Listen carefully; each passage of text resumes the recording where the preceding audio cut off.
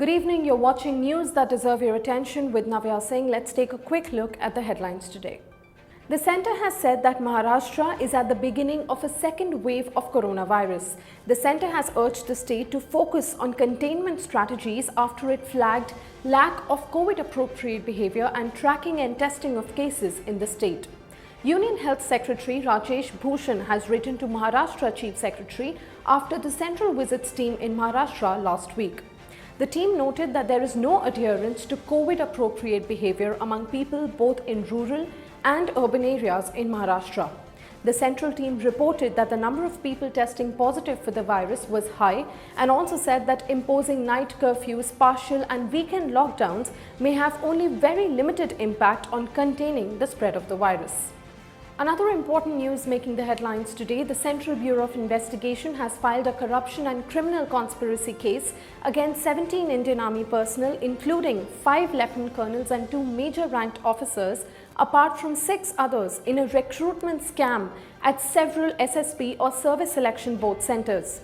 The agency teams on Monday carried out raids at 30 locations across 13 cities regarding the same. The CBI has alleged the involvement of serving personnel in accepting bribes for the clearance of review medical exam of temporarily rejected officer candidates at Base Hospital in New Delhi. The central agency alleged that bribes in lakhs were paid to the officers and their relatives or family members for the selection of candidates.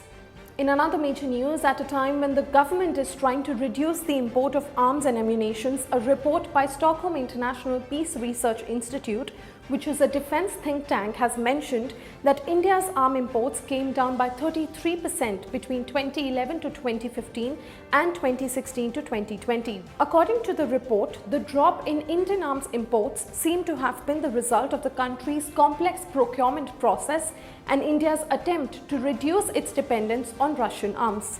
In the past few years, India has taken a slew of measures to boost the domestic defence industry with an aim to reduce dependency on imported military arms and ammunition.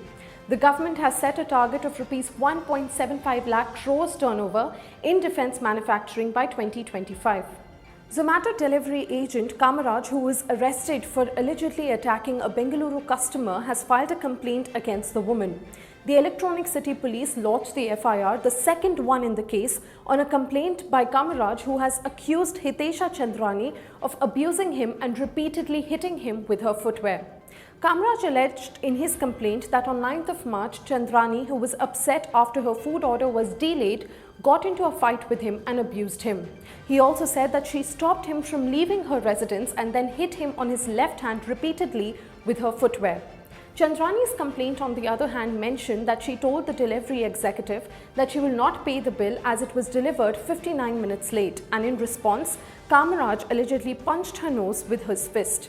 Meanwhile, Zomato's founder Dipinder Goyal in a statement said that the company's topmost priority is truth and that they were in constant touch with Chandrani and Kamaraj to provide them with every support needed so that stories of both sides come to light.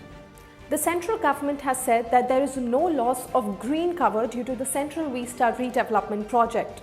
The centre has said that the project will enhance the greenery by 5.4 acres in the area for public use.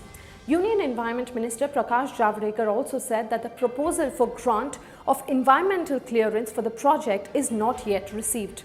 Remember, the centre has received a lot of flack for its plan to redevelop the Central Vista, with environmental experts contending that the massive Rs 14,000 crore project was the government's way of pampering itself without considering that the project is going to sacrifice huge green cover and make the air toxic with its construction and demolition dust.